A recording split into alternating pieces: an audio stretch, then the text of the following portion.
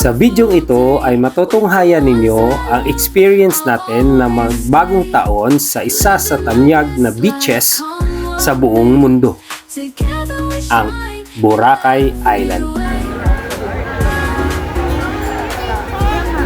na kung saan ay dinadayo ng karamihan ang fireworks displays sa gitna ng dagat. Tanong, pwede ba na pumasok at lumabas sa isla sa mismong madaling araw ng bagong taon? So kung gusto mong malaman ang kwentong to, panoorin niyo po hanggang dulo. Umpisahan na natin ang video. Let's go!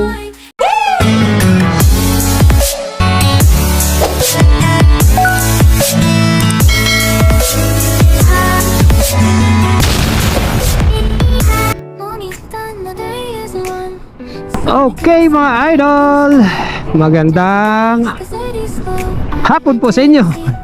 Time check tayo ngayon, 2:11 ng hapon. So for today's vlog, this is our year-end vlog. So dito tayo sa Boracay mag New Year's Eve. Yan, manonood tayo ng fireworks. Malakas yung sound ko hinaan natin. Yan. So andito na tayo sa Barangay Rizal. Rizal o ano to?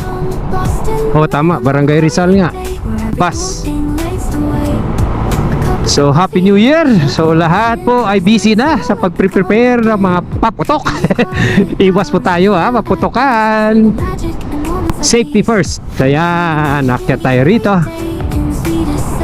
Yun, napakaganda ng panahon. Sana ganito hanggang mamayang hating gabi. Magpapalit ang taon. Hapon daming flight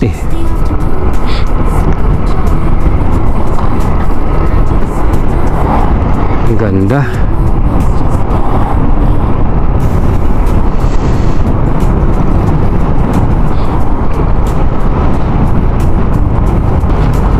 Dito na tayo sa yan Arco, welcome arc dito sa boundary ng Navas at Malay.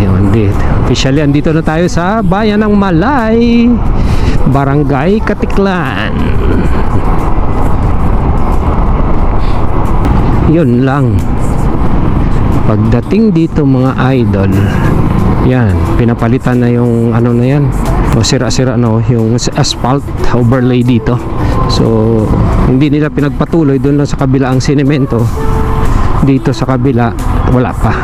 Siguro mag off season na naman, mga February yan. Itong tinambakan lang nila to kasi dyan pa lang sa kabila ang ginagawa. Grabe ng traffic dito, kaya ina-advisean nila doon sa kabila dumaan sa diversion road. Yun lang, dahil sa mga truck dito ang dumadaan, talagang ganito ang sitwasyon pag ganitong maulan. Butas-butas ang daan. Maya-maya to, magdating ng mga alas 7, wala na rin to mga lods. Konti na lang dito ang tumatakbo ng mga sasakyan New Year's Eve, kasi ang lahat ay nakasettle na sa mga kabahayan nila. So mamaya pa tayo tatawid. Hindi tayo nakapag-booking doon sa ano po, Boracay. Mali ko naman dapat yung mag-booking ka pag ganitong season, New Year. Dapat 1 week before. Po 3 days lang dahil napuno na. Punuan na po lahat.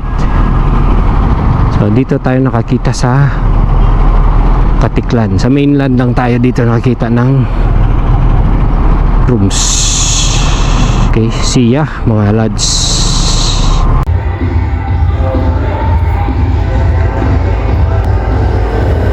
Okay mga idol, nandito na tayo sa tutuluyan natin dito sa Argao, Malaya, Rickwood Hotel. So ipakita ko sa inyo yung room natin dito. Okay mga idol, ito po ay isang 3-story building dito po. Ayan. So, all in all, we have 16 rooms po itong lahat. Meron dito. So, meron tayong family room. Pero dito sa baba, ito yung binigay sa akin ni Rickwood Hotel na tutuluyan natin for this New Year's Eve. Pero andito tayo sa Argao, Malaya, sa mainland po. Ito yung kwarto natin. Yan. So, meron ka ditong pantry area. Tapos, merong receiving area. Ayan.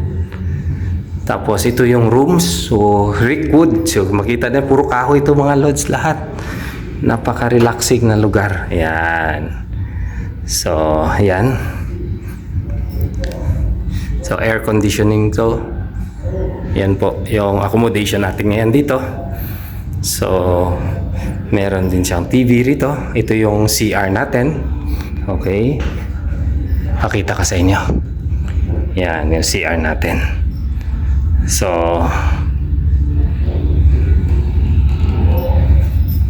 meron tayo ditong tub. Yan. So may hot and cold shower tayo mga idol. Yan.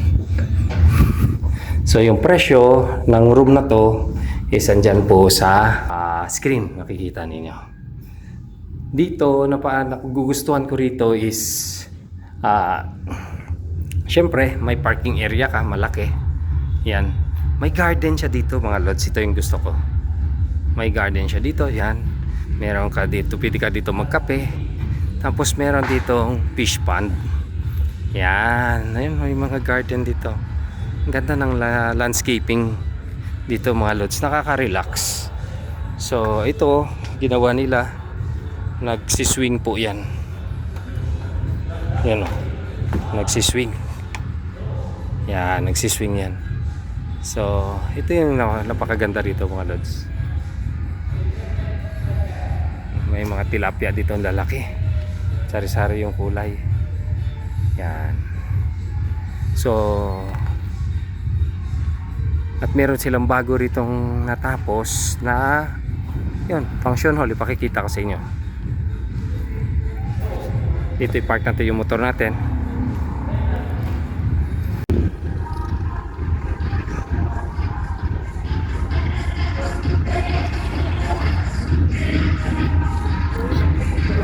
Dito po naman is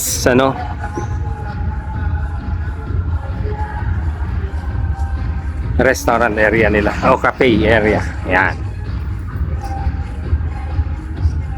Walang ilaw, madilim. Yan po. Makita naman. Yan. Sa scene bricks. Ang ganda ng mga dito components dito sa loob eh. Puro wood yan lang mga lods. Solid yan lahat.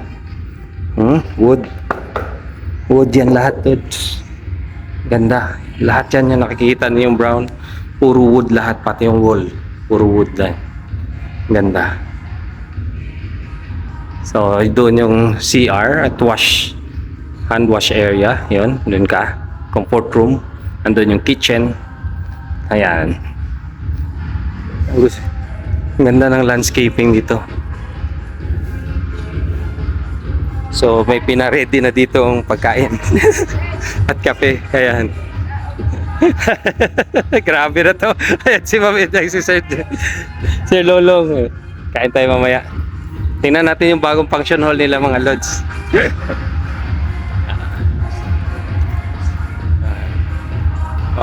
Laki nito mga lods. Pwede mga tatlong kasya dito. Mga tatlong grupo pwede. So yan mga future rooms sa taas. Ito yung function hall. Yan.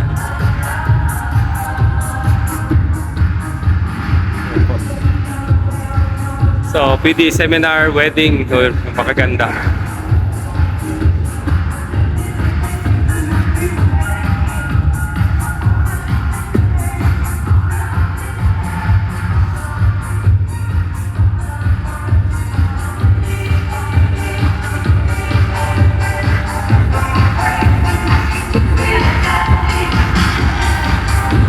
Good yan, oh.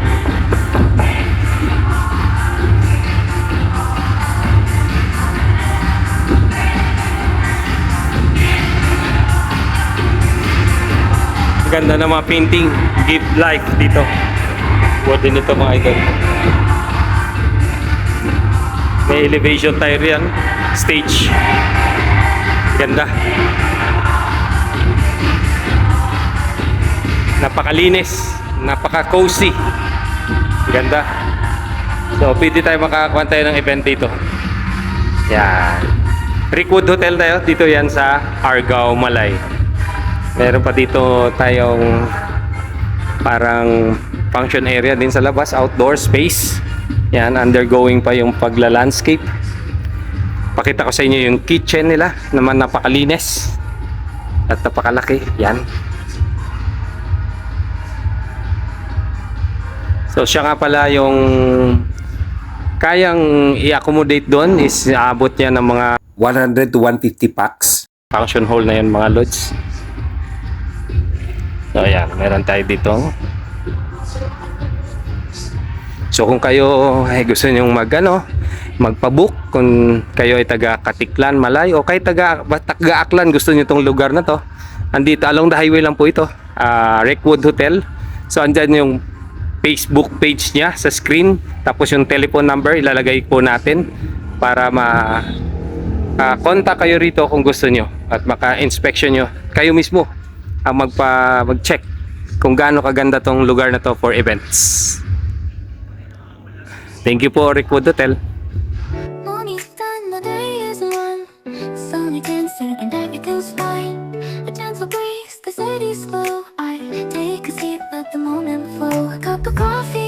Sugar falls in, I stir it slow, let the calm begin. In these quiet hours, I feel at ease, like simple magic in moments like these. I find the magic in the everyday, in the sweetest sips as time slips away. Little things that bring a smile to me. Okay mga idol, papasok na tayo sa Katiklan City Port. Oh, meron nung kay bahan kita. Time check, it's 10 minutes to 9 o'clock ng gabi. Dito na tayo sa GT Port mga idol. Yeah. Tugid siya. O, di lang ano? Oh, kara. Mantot ng lugar o. Okay mga idol, dito sa non-tourist, dito tayo papasok. Dami natin.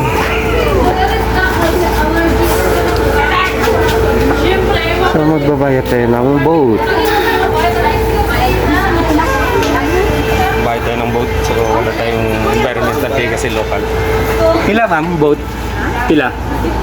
50. Okay. So papasok na tayo. Ay ma'am, Happy New Year. Sorry. Ano ma'am? Ano? Sin ma, diretso. Kara. Okay. This way tayo. Pasok na tayo dito mga lods. Ayun. So magpifill up tayo dito.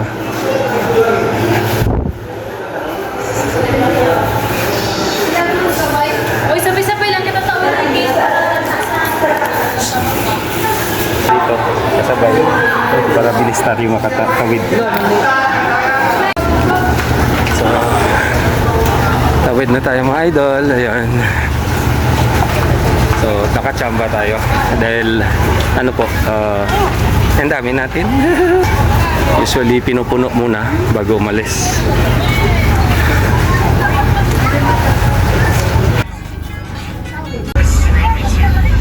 So, umalis tayo dito mga lods. Yan. Sa Katiklan City Port. Patawid tayo.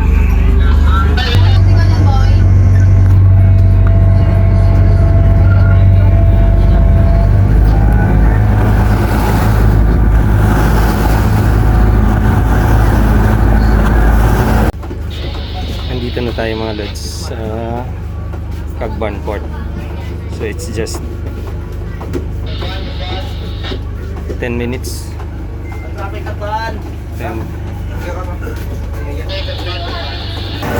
9:05 December 31 2024 New Year's Eve dito sa Cagban Port. Yan. So dito tayo, sakay tayo ng tricycle para punta sa Station 1. Swerte natin, dami natin kasabay. Ayun.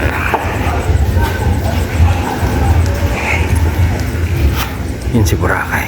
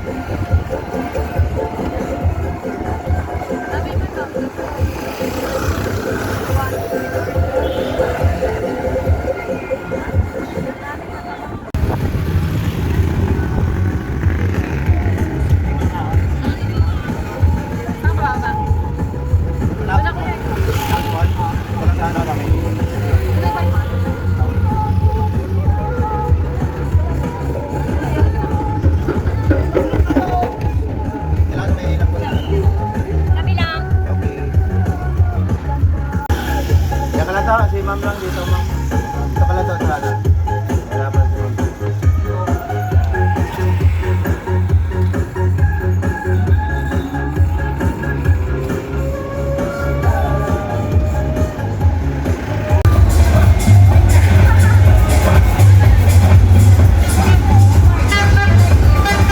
Smayas.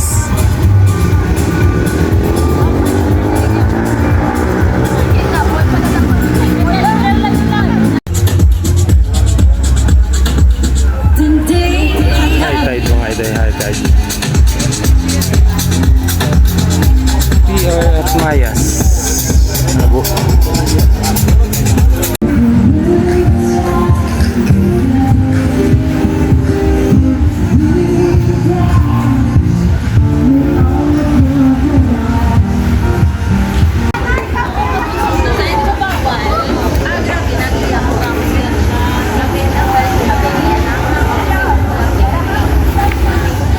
Yun.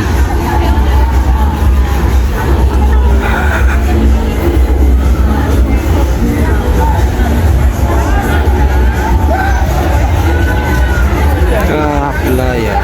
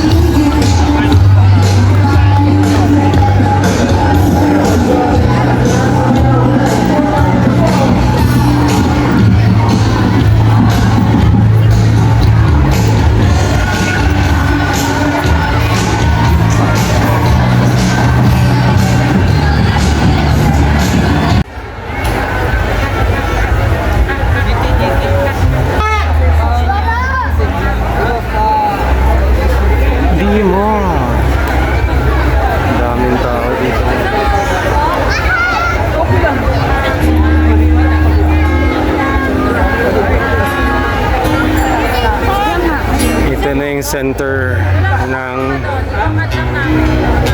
mamaya.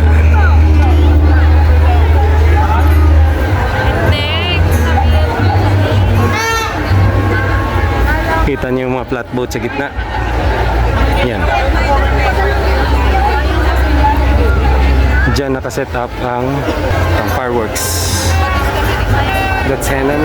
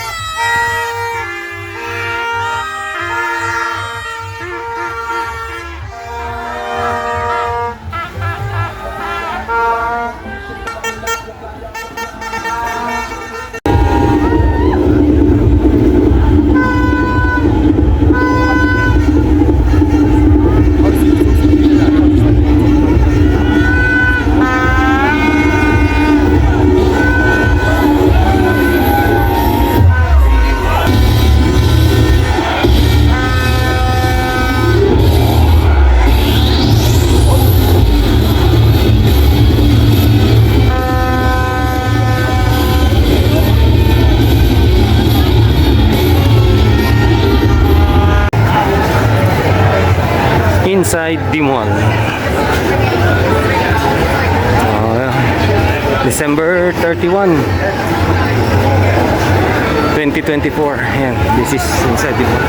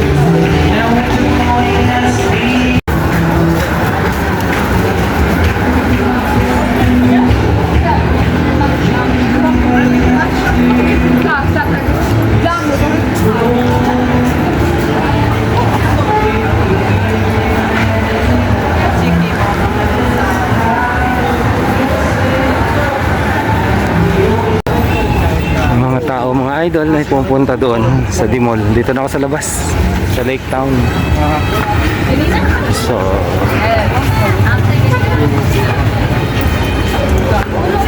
they're going to the beachfront.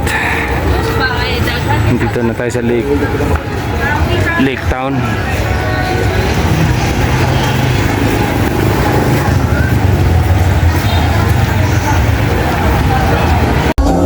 Okay mga idol, nandito tayo sa Mayas. We have the DJ here.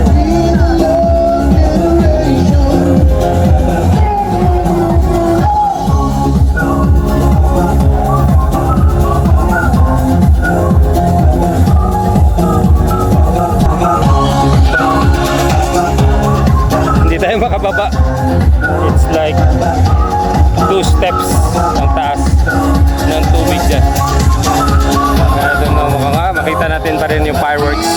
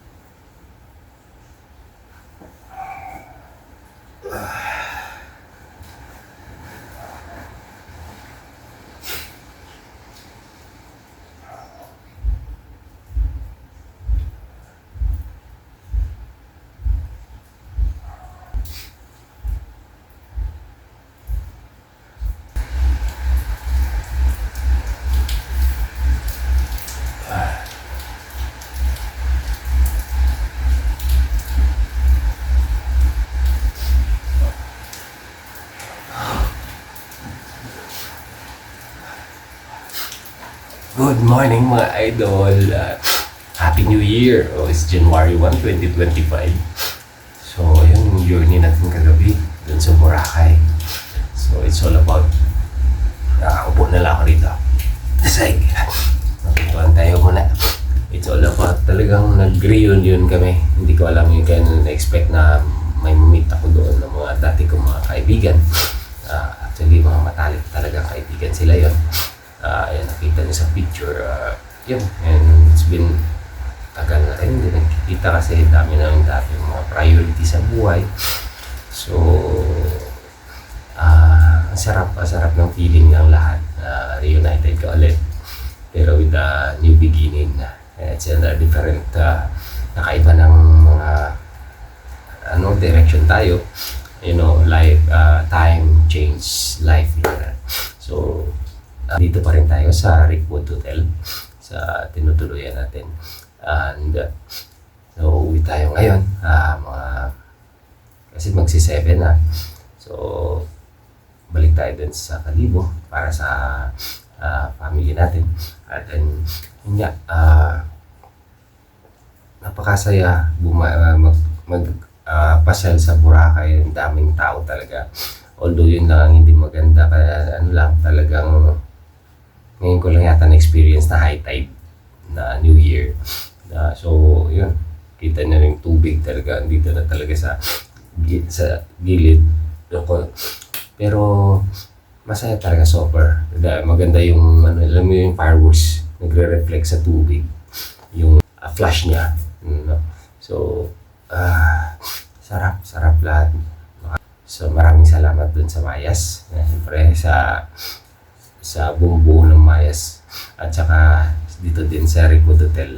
Talagang sinundo tayo doon na hinatid sa GT Port at sinundo rin pag-uwi natin kanina mga tagal din naghintay ako doon kanina mga idol. So yun pala ang reality when it comes to New Year. Dati daw kwento ng mga mga boatman is wala talagang bumabiyahe, pero this time mabutit may bumabiyahe pa na boat pabalik. At 1:20 na yata tayo nakaalis doon. Nagantay talaga tayo ng mga more than 30 minutes para kasi ang isang boat is mga 60 to 70 packs ang capacity.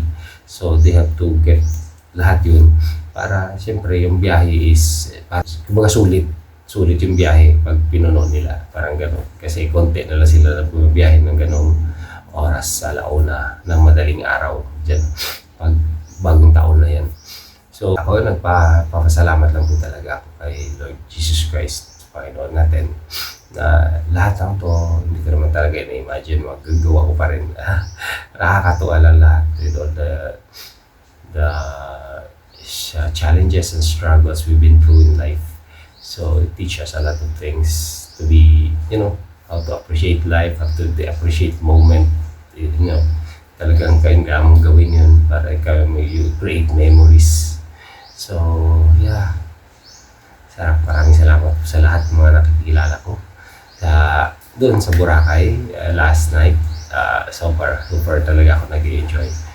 And, saka, andun pa rin talaga yung kabutihan ng tao. Tama pa rin ang pananaw ko sa buhay na a lot of people are so kind.